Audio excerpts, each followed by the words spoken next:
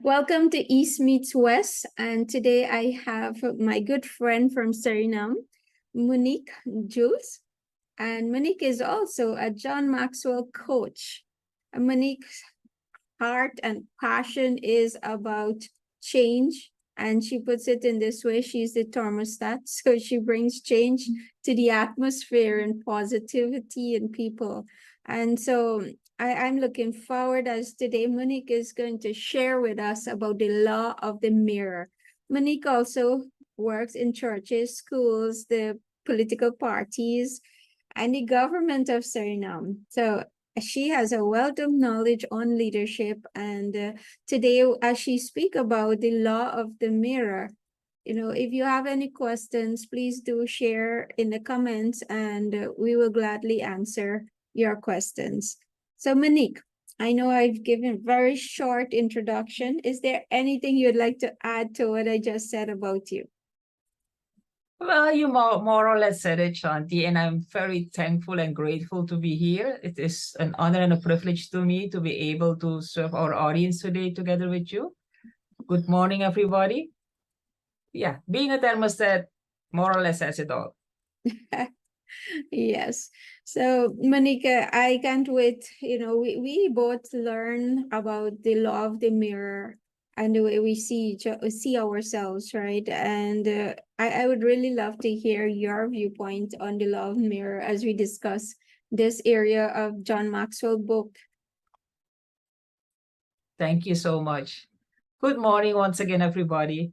And like Shanti said, I'd like to share with you about the law of the mirror, where the quote says you must see value in yourself to add value to yourself. And I would like to put the emphasis on the values, because we can all agree on this fact that our lives as an individual are based on the values we hold. And you can also say that or the values that we cherish, that they are the ones that mold and shape us into the persons we are today. And since being alive also means growing and changing, sometimes we have to adjust our values over time, right? Yeah, definitely. Definitely. Focusing a bit on our personal values, they are like the ones we hold very dear and very close to our hearts. And for example, they can be desirable goals, and the goals motivate us into actions, and they are also a guide for our lives.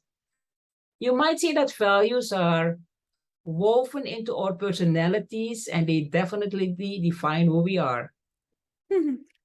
And our values are also they also become a part of us, and they influence, that's very important, our decisions and our actions. For example, if you are raised like when you enter somewhere, there's an elderly person, you have to greet them with 2 words. That's something that's becomes automatism for you. And if that elderly person would meet with someone who isn't raised that way and would just come in and say, "Hi, Shanti," the person might wonder, what's happening with this one? So our values define who we are. And we also realize that values differ from person to person, and they are always they can be affected by our culture, our upbringing, experience we had throughout life, are things that influence our values. Values also help us to prioritize and to adapt to situations. Like if you go somewhere and you were raised that you need to stand in line, you need to behave. If you do otherwise, like my dad was always the one who told us, you never compromise your values. So when I would be in a certain situation and I would be tempted to do so, it would be like I'm hearing his voice. You never compromise your values, because that is the way I was raised. That is the upbringing I had, and it helps you to stay in line. You might look at values as the lamp that guides your path, because that's what helps you to hold on to what you were raised with, the belief system that you were raised with, and it guides you through the path. Yep, I think of it as the guardrails as you drive on a road. Those rails, if you only breach them, then there's some serious consequences depending on which road you're driving on. Totally agree. Totally agree. And like I said, they differ from person to person. And you might say, yeah, it is very easy to live by our values, but sometimes making those choices is not always easy. You might sometimes be in a situation where you really have to decide, will I or will I not? So it's not easy to naturally live by them. And still, even though we have the values, still we see that sometimes people still fail to grow and fail to reach their potential. And in this book of John Maxwell, The 15 Infallible Laws of Growth, he says that one of the main reasons why people don't reach their potential and achieve their dreams is a low self-esteem. Because a lot of people just don't believe in themselves. They don't see the possibilities that have been placed within them. You might say like they possess 100 acres of possibilities and they never cultivate them because they are convinced that they won't be able to learn, they won't be able to grow, they won't be able to blossom into something beautiful. But remember, there is greatness inside of you. Please keep that in mind, because self-esteem is, you might say, the single is the most significant key to a person's behavior. Zig Ziglar, who was a very good friend of John Maxwell, says it's impossible to consistently behave in a manner inconsistent with how we see ourselves. And to illustrate it, I would say, Ivan, how long would you be able to walk into pants that are way too tight? Like, I mean, very tight. Everything about it is tight. How long can you hold on to that? Do you get the picture? Very clear picture. So you have to realize that having a low self-esteem puts a ceiling on your potential. In another book of John, the 21 Irrefutable Laws of Leadership, he mentions the law of the lid. And try to imagine that you want to do something great and it will have a great impact on a lot of people. But the desire will be limited by your leadership because you cannot give what you don't have. And if you have a low self-esteem, you're placing a lid on your potential. You are a 10, but you believe that you're a 6.5. So you will never be able to outperform that mindset of low self-esteem. You remember the book, As a Man Thinketh, so is he? Yes. Keep that in mind. It's also important to realize that the value you place on yourself is the value that others will be placing on you. Because if you're a 6, you're a 10 within, but you're behaving like a 6.5, what kind of treatment do you expect to get? Not a 10, right? Exactly. Keep on remembering that you are a 10. You're destined to win. There's greatness inside of you. I do think, though, Monique, it's a lot of what we are saying to ourselves, right? That, True. if you think indeed, as you said, you're 6, then that's what you're going to portray, and that's what people are also going to see. And indeed, that's how they will treat you.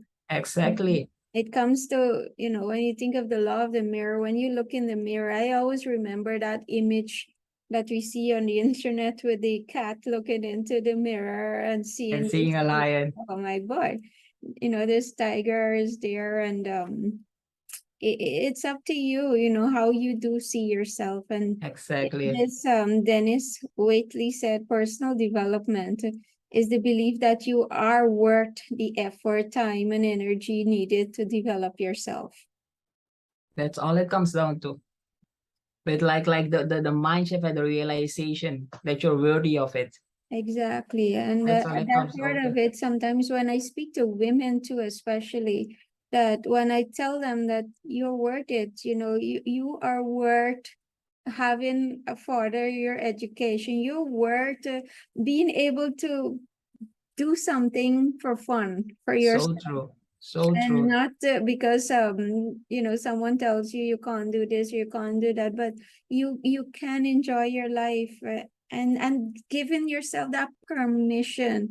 I'm not saying Exactly. don't do anything, you know something, what should I say, sinful is the easiest word I can find, but I'm not saying go do things that is going to cause consequences, but do things that you have the permission to believe in yourself and believe that you're capable of more, capable of being more, being somebody greater.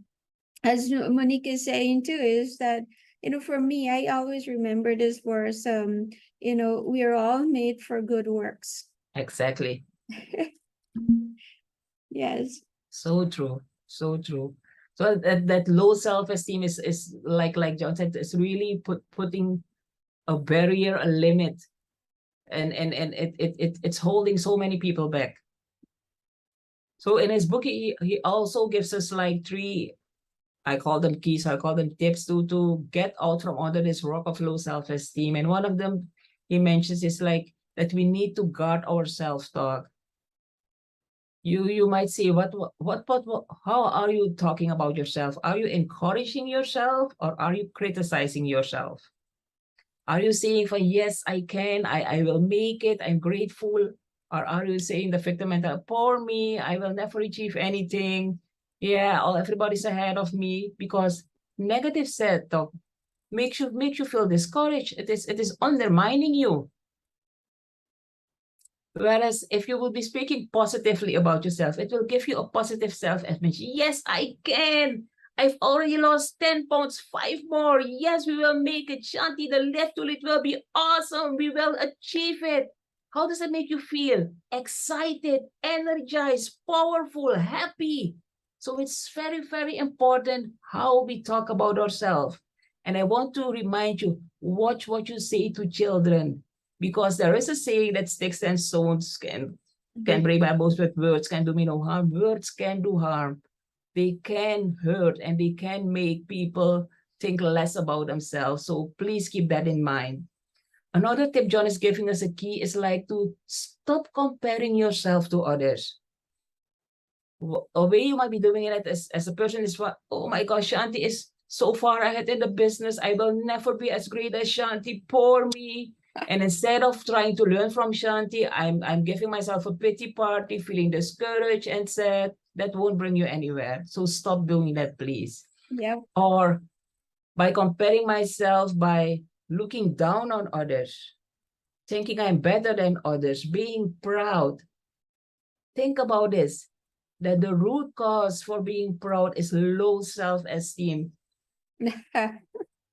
Yeah. That was, to me, that was really, really an eye-opener. Yes, yes. And I also think of you know, the verse that says also pride goes before a fall. Oh yeah, oh yes, oh Humility yes. is it better So true, balance it and don't think that you're better than so anyone. true. Even with my team, I tell them, listen, you're not working for me. I am working with you. You're Yes, working with me. There's no seniority here. That we are in this together. And just, for me, especially to remain humble. And that's Monique, that's one of my prayer every day. Lord, keep me humble. Don't let exactly, anything get to my head. Right? exactly. That's so important. Like I posted a quote one, never let praises get to your head and never let negativity get to your heart. That's that's that's That's a that's a good quote. one. That's what I pray daily, Yep. because it helps you to stay focused and to keep on going. Mm-hmm. And then Another key we can also use is like to add value to others. And yeah, it's human nature to treat people differently according to the situation, but everybody deserves to be treated with respect. And like there's a golden rule that says treat others like you want to be treated. mm-hmm. And it's like a universal rule. It isn't related to nation or area or something like that. It is something that everybody deserves. Everybody deserves to be treated with respect. And that's something we really need to keep in mind, because it's important that we learn to value others, not for what they can do for us or what we can get from them, but simply because it's a fellow human being. Yep. How would you feel if you were in their shoes? Try to imagine that before you treat somebody else disrespectful. And that's And empathy indeed. Yep. exactly, exactly. And I mean, with all the things going on in the world now, you look at the news, people have become more and more selfish. So you try to be the agent of change. You try by showing respect, and don't ever think that you're alone doing this. People are watching you. If you try to do it, somebody else will take it. Somebody else will try to do it also. And little by little, we can create a ripple effect to change our community. That's why I say I want to be a thermostat. When I go, I want to accomplish change. Things need to change when I get there. Yep. I like Exactly. that. But Yes. indeed, the value in people. I honestly, for me, when I look at someone, I remind myself that they are the image of God. And Exactly. how would I Exactly. treat God if he was standing in front of me? Mm, And despite if this person might have done something so messed up, whatever, that I will know it's not them who intentionally is doing exactly. because they don't know any better. And so I, for me, I don't argue and quarrel with anyone. The same way I would treat anybody, that's the value I would place. And that Exactly. is the concept that, I know, Monique, you are teaching that, and that's what we learn through, even through John Maxwell. How do you value Yes. people for who they are, an individual, a human being just like you, a child of God, to value them for that, not for what they can do for you or can't do for you, but to give them, serve them. I really believe that's why we're here, is to serve Mm-hmm. other. Um, exactly. And that's what I so appreciate about the John Maxwell family. Like the love and the support, everything about this is so genuine. Like you feel that yeah, we really respect each other, we really appreciate each other, we're really there to support each other. So that is so very important because it is true, like you said, Shanti, everybody wants to be valued. And have you ever experienced a situation where somebody made you feel worthless, like talk you down? Yep. Yeah. It's such a bad, it's like something it may stay with you for a long while, for like you had that eating something with a nasty taste, and it stays with you. That's the feeling it gives you. Yep. So keep that in mind, and when you're talking to someone else, no matter who the person is, I mean, everybody is valuable in the eyes of God, so let's show them the respect they deserve.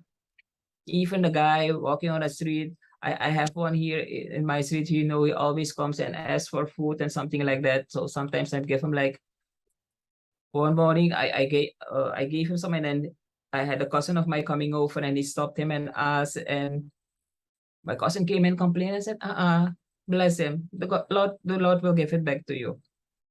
Because I happen to know his story, like his mom died when he was very young, and then he and his sister went from the same father, so he was like thrown out of the house and had to stay in several places. So his story isn't a very nice one, but still he's trying to survive, and he's not bothering people. Unless you want to give him, he will try to work for it. Mm, So he too deserves to be treated with respect, yep. Yep. and he too deserves to be valued. And when you value people, people can feel it when you value them. They can sense it. So it's not something you can fake. Let it be genuine. Another thing we also need to know about valuing people is that everybody wants to be appreciated. That everyone has something to contribute to the world, and every if everybody enjoys it when their contribution is appreciated by others, right? Like now you're putting all this together. Wouldn't it, if no one is, hey, Santi, job well done, thank you so much for organizing this, or all you would be hearing is, that wasn't right, the lighting wasn't good, my seat wasn't good, the food wasn't good. I mean, even though how strong as a person you might be, it will affect you. It will affect you. So when treating others, try to put yourself in their shoes because they are your fellow human beings. Yep. Yep. I have feedback is something that I have learned to start taking positively. So I listen to people feedback and I look from the angle they're coming from, Yes, and then determine, okay, what is the truth in this here? And, exactly. how can I improve in it? So I look at it in that angle than looking at it that as though they're trying to pull me down, or Mm-hmm. you know trying to do something that might not may sometimes out of jealousy people do some really Exactly. weird Exactly. things. And but that's why you need to evaluate it and see, is this really true? And maybe even get That's so other important. people's opinion that you value. Those people that will give you the hard, direct truth Yes. that you respect their, because they always speak from a heart of wanting to help you and not a heart that wants to pull you down. Yeah. Yeah. But you can ask also for other people's opinion that usually guides you in a right direction, to know if this person is coming indeed from Yeah. a direction of wanting to help too, or they wanted to pull you down. Because indeed, Monique, is that if certain things people say to us, and if we really take that as gold and believe, oh, then next time you might not want to do anything. You Exactly. that I'm not good enough, and I can't do this, and we come No. back again now to the self-talk, because whatever you say Mm-hmm. to yourself when you're by yourself, you are going to believe it. And so wherever it is, if that person started to wire you to think that you're not good enough, that whatever you did, it was not to any good quality or whatever, you believe that, right? But I do want to encourage people, take the feedback, but evaluate it, Exactly. what you Exactly. need to improve, and just come Exactly. again better and keep Exactly. coming better. And when you talk about comparing to, it's not about comparing indeed yourself to others, but to compare yourself to who you were yesterday. Yes. And that part of it is something that I had to learn, because I did used to compare myself with a lot of people, and then Mm-mm. I feel so down that, oh my gosh, it's like wasting. I would never reach to this standard, and I just stopped and I look back and see that, where was I last year? What was I doing? Where am I today? What have I Exactly. accomplished? And I look back of all the things that I was able to do, obviously with God's strength and wisdom, that today, you know what, I'm better than who I was. Yes. And Yes. then I look forward now to who I will be now and tomorrow, next year. And I start living there and just keep building. So Mm-hmm. that helped me to get out of that frame of mind of keep comparing myself to others. Yes. And when you talk about kids too, that sometimes we what we are saying to our kids, Mm-hmm. indeed. Mm-hmm. And I fell into that trap, in my younger age as a young mother, to tell the kids them that, look, look at this person, what they can do, and what's Yeah. wrong with you. Yeah. You're not pulling yourself and all of that. And so for me, I had to correct those ways for myself to with Mm-hmm. kids and start helping them to see who they were. Look at your report, or so if you're looking at academics, look at what you did last term and how can you be better this term here, and just focus on them per se. Yes. And also keep in mind, like, for instance, when I was in like well, in it would be like, when you're eight, what grade are you in? Eight, grade Eight year? three. In Guyana is grade three. Anyway, this like here should be, you have kindergarten, and you would have one, two, three, might be third grade. And then I had a teacher like, well, I'm someone, when somebody doesn't treat somebody else right, I have to bring it into balance. God is helping me. I would just like jump the fence and say something about it. So she was like, one time she was trying to the thing you used to wipe the board, she threw it at one boy in the classroom, and I went to the headmaster and said, "Well, this can be happening." So she put me like we were sitting in rows, and then she put me back then you had a row with what she called the row for the dumbest kids. You know, once you would be looking at. So I went home and said, "Mom, she did that to me." My mom said, "Don't bother. I will helping you and make sure that you pass your grades, and you have to leave that teacher behind." But if my mom wasn't there, you like to back me up and to support me to take my stand, I don't know. I might have given up and become very discouraged, and it might have left a mark on me now. But by God's grace and the support of my mom, it didn't. So that's why I said that it's so important the way we talk to all children, and teachers have such a huge impact on that. Mm-hmm. Yep. And the thing it's you say, if more we than go, us. yes. When comparing, and we are now basically the youth, and the team we're using is run your own race. Because nowadays, if you look at the way social media, know our youths are so much trying to compare themselves to what others have, and sometimes compromising themselves just to get the thing they're seeing on TikTok or Instagram, even though that is not real. Mm. So we tell them run your own race. And the feedback is like, if you have your inner circle, will give you the genuine feedback that gives you the strength, to go on and to focus. And the one who just come to criticize, not out of a positive mindset, to say it softly, it's just, yeah, you hear it, okay. I mean, you show them the respect and thank you for the feedback, but it's not even going on the shelf, is going right into the trash. I'm Mm. sorry, I don't need that negative energy. And also people, it's important that you realize that people, everybody wants to be respected, everybody wants to be treated with respect, and everybody desires the respect of like their loved ones, the people you work with, the people, your colleagues. And let's be honest, it costs you nothing to respect others, but it gives them so much dignity, it gives them self-respect, it makes them more confident when you treat people with respect. I know that at the office, like the cleaning ladies, some of my colleagues were really looking down on them, and one of them was being really, really mean and nasty. So one time I went up to her and I thought, what I don't know what your problem is, but try to imagine that they don't come in for a whole week, nobody does their job, and you just have to come and sit within all that nastiness. How would you feel? Mm. And only then she tried to treat them. It will take a while before she gets there, but to show them a little bit respect. It costs you nothing to do, so please take that into consideration. Everybody deserves to be treated with respect. Yep, definitely. And you as you rightly put it, it does not cost you anything. Not a Yet dime. it will gain you everything because that Exactly. person would look up to you too as an Exactly. example, and you're gonna be such an impact in that person's life because maybe that's how they also treat others.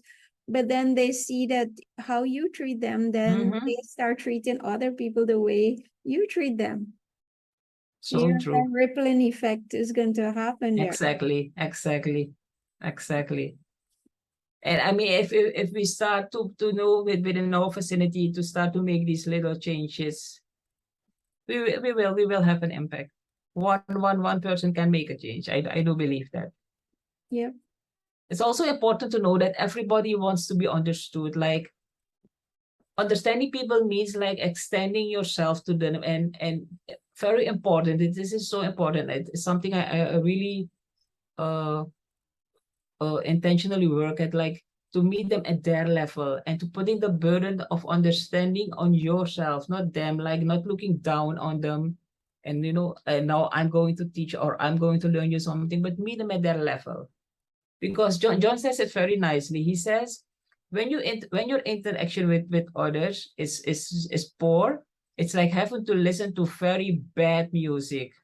But when you place a high value on people and you treat them well, it's like listening to a sweet melody as you go through your day. So you choose which kinds of music you want to listen to.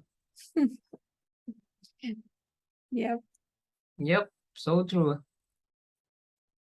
And even though we have all this information and all these tools, still, I mean, us being human, we don't consistently live by our values.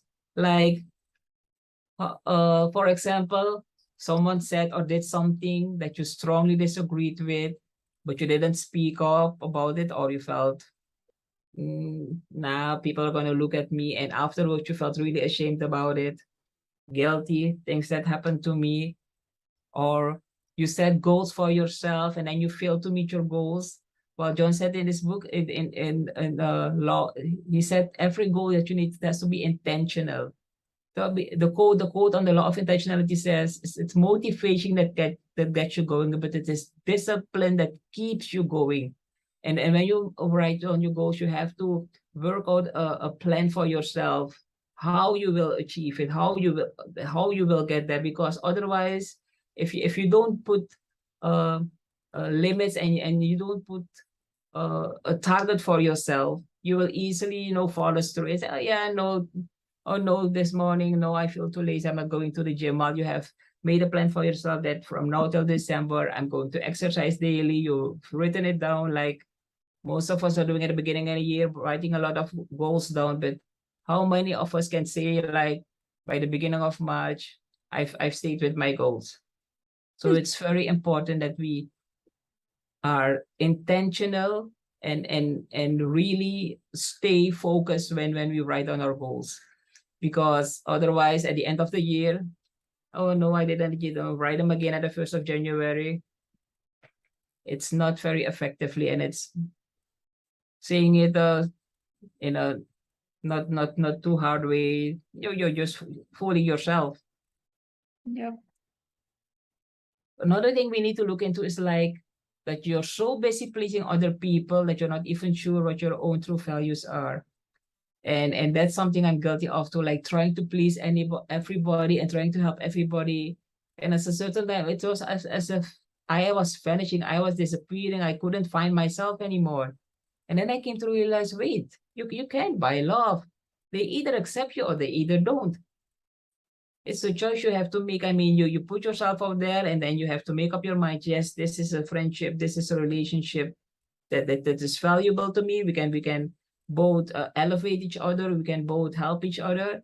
Or this one is just draining, because you have people who they literally drain you. Like when you've been in contact with them, you really feel drained. And then you need to make up your mind for, is this a relationship I want to continue? Because your personal growth and your well-being is also very, very important. If you keep on giving and never recharge, how much longer will you be able to give? So your personal values are very, very important. And why are these personal values so important? Because it helps you to lead a more authentic and fulfilling life. And authenticity is so important. Like I told you, remember what I told you about the very, very tight pants? If you're not being authentic, you're walking in those. And nowadays we see in the media, like we're being bombarded with all kind of pictures and images of all kind of luxurious lives and all kind of amazing things people do. But I saw a very nice picture on LinkedIn where in the front you see a very nice juicy big red apple. And then the other picture shows you the backside of the apple where a big chunk has been eaten out of it, and it doesn't look as nice as up front anymore. And the quote beneath it says, things aren't always what they seem. And that is something we need to really keep in mind, because what happens, and it's not only young people who are doing that, like trying to live up to the image of the TikTokers and all those people. They are saying even more mature people are trying to do that and compromising their values to get that. And that, my beloved people, is something that will definitely haunt you. It will definitely get back at you. So be authentic, because holding on to your values will help you to lead an authentic and a fulfilling life. And like we said earlier, that your values are the drivers behind your personality and your actions. So if you compromise them, like you're lying to yourself. I also work with elderly people, and one of them would tell you that your spirit would leave your body and stand aside and watch how you're behaving when you're compromising your values. So holding on to your values, the benefits it gives you is that it increases your self-awareness. And nowadays we hear a lot about self-awareness and self-love and all those kind of quotes. But increasing your self-awareness, it helps you to discover your personality, discover what your strengths are, what your weaknesses are, what your faults are, what your skills are. And it helps you also to create meaningful interpersonal relationships. It also helps you with your personal development. John says in his book, in the Law of Awareness, you need to know yourself if you want to grow yourself. Because if you don't know who you are, you don't know where you will can go, and you don't know what you're able to achieve. then you will keep on being the 6.5 whilst you're a 10. And another benefit is also that it helps you to influences your outcomes, because you know yourself, so you're able to understand, you're able to prioritize the things you value in life, and you know how to play your strengths. And it is so because if you know who you are, you can easily like when you would have to make a decision and you know what your values are, you can definitely say, okay, this one is not in line with my values, so I'm not totally not looking at that option. What are the other options? That is the strength it gives you if you know your values, if you know who you are. It also improves your quality of life because it gives you clarity about how to lead a really fulfilling life, and it helps you to be the most authentic and a purposeful person that you can be. It helps you to identify your motivations. It helps you to set healthy boundaries. That's something that we all need in life. It's something I have to work on. Like, I have some friends, like they want to call you like 11 at night, and it's not even an emergency. So I told them until 9 o'clock. If it's an emergency, you can call me after 9. But before that, if it's just a chit chat, let's do it before 9, because I need my space. I need my own time to set healthy boundaries. If they're good friends, they will accept it and they will understand.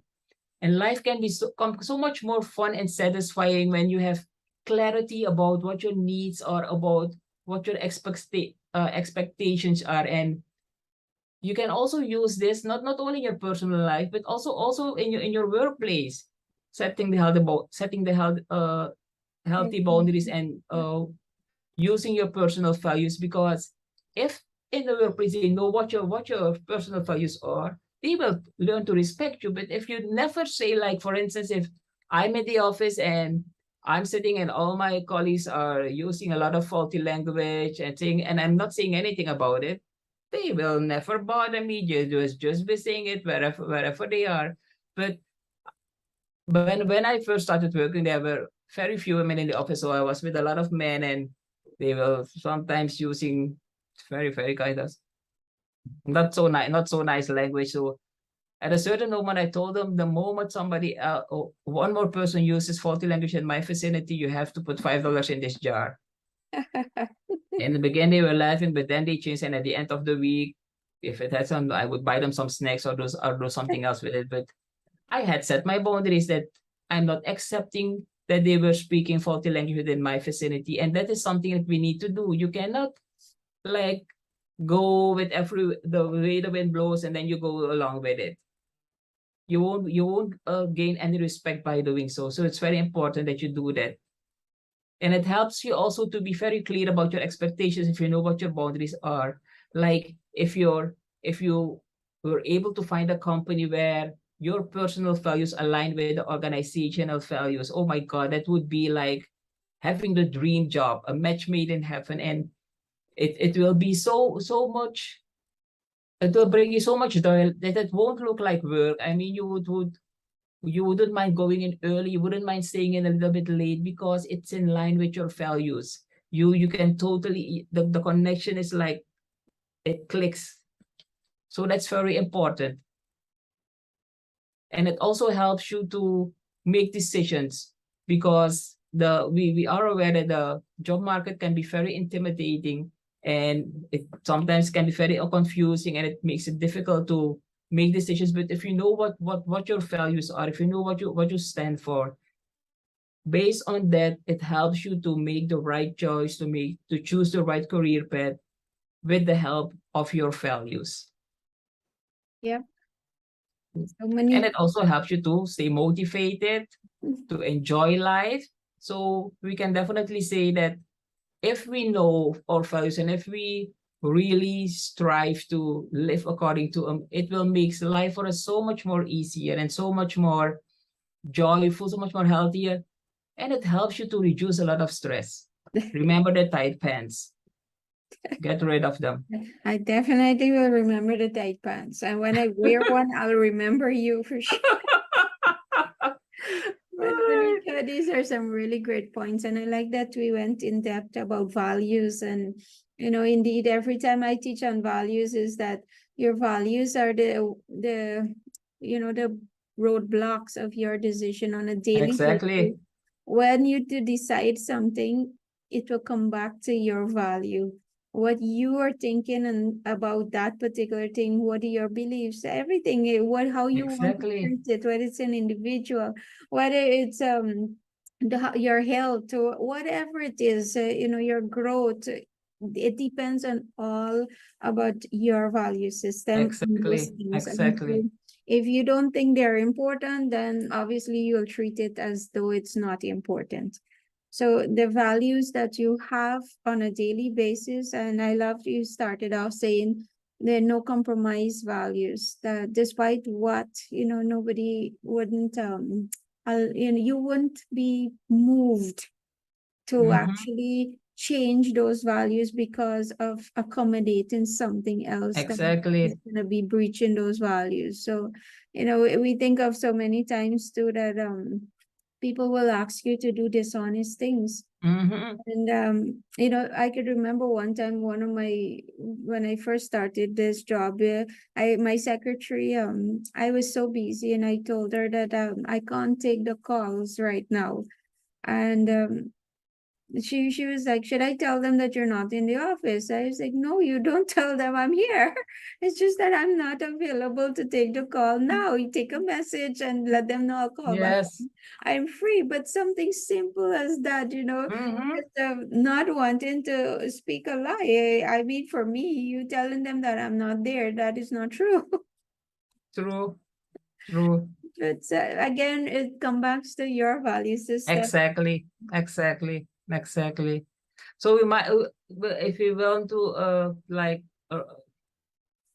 bring this all together, we might see that it's very important that we identify, that we uh, prioritize, and if we can do that, identify, prioritize, and really strive to pursue our values, it will help us to get closer to defining what's important to us, and it also helps us that we can use these values to set goals and to achieve the things we've always dreamed about.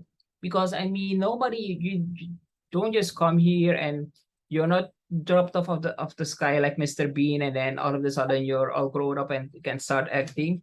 You went to a process. You were raised in a home. You were given values. You, as a Mm. person, you have dreams that you want to achieve. So go after your dreams.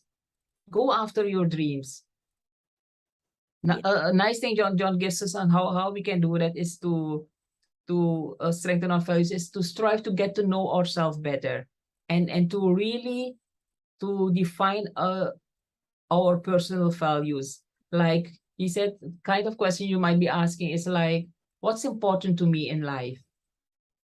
And that differs from person to person. What's important? Is it the day you graduated? Is it the day you got married? Is it the day you got the job? Is it the day you bought the first car? You define it for yourself. Mm. Another question is that you can ask yourself, what am I most proud of? Am I proud of my children? Am I proud of my business? Am I proud of my husband? You decide. When was I the happiest? That is so important to yourself, because that will really helps you to define what's really most important to you. Was it when you got your first child, or was it when you won the lottery? What's it? When were you the happiest? And important one also regarding your first is, what sort of behavior and actions make me angry? So that has to do with your boundaries. Like, what's a no-go for me? And if I didn't have to worry about money, what career would I pursue? I have the blessing that I'm able to do it now. Very And much it's, thought-provoking question. yes. I would advise you to take some time and to brainstorm about this, and write them down, and keep on revisiting it, because you're growing and you're making progress, and revisit it from time to time. It's a very good exercise to keep you focused and to help you to stay on your goals. I am sure many people have not actually asked themselves those Mm-hmm. questions. And even if it might have come across their mind, they might have just brushed it off and not actually go deep into Exactly. what brings me joy. And simple questions like that cannot answer. I did the values table with.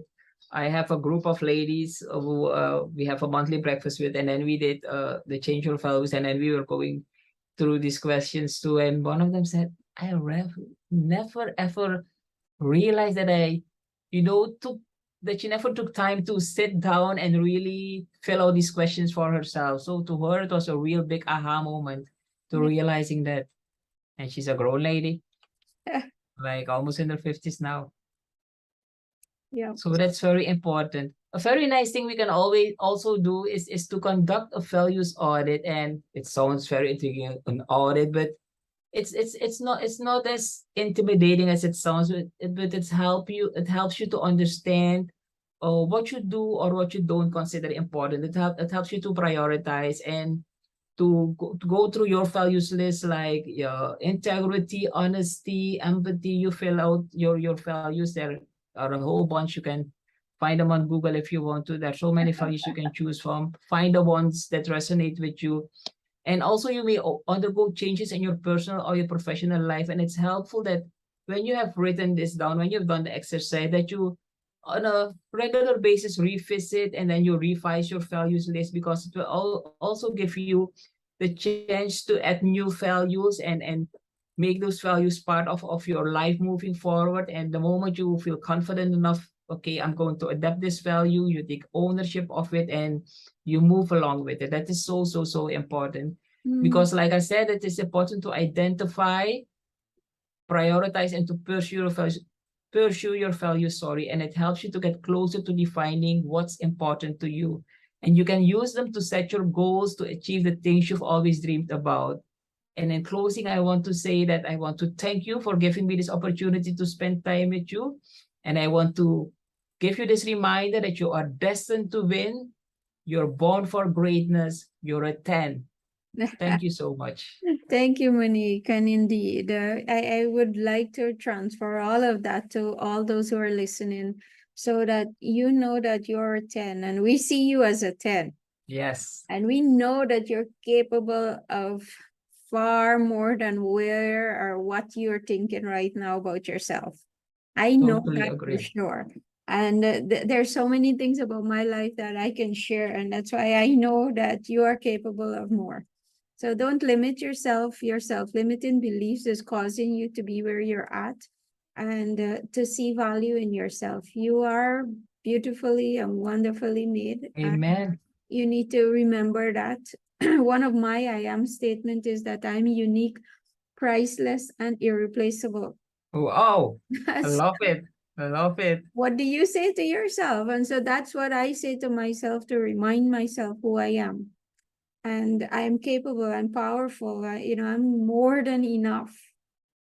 And so you got to know what you're saying to yourself. So Yes, Nick, so this is such a important. good topic, even as mental health and all these issues that are there that stems out from our belief system and what we're saying Yes. to ourselves. And so change those words and you will change your life completely. I can guarantee Yes. that part of it. So Change your mind, change your life. yep, Monique, thank you so much. And guys, if you know anyone that needs to hear all these pointers that Monica would have shared with us today, please share this video, comment on it. Also share your thoughts so that, so that we can learn from you too. So please, Exactly. yes, so Monique, thank you again for your time. And we do look forward to having you again on this program to continue learning from you and keep adding value to us too, as you poured into us today. So thank you very much. And thank you guys for listening and see you in the next session. Thank you so much for having me. It was an honor and privilege to serve you today. Thank you, Monique.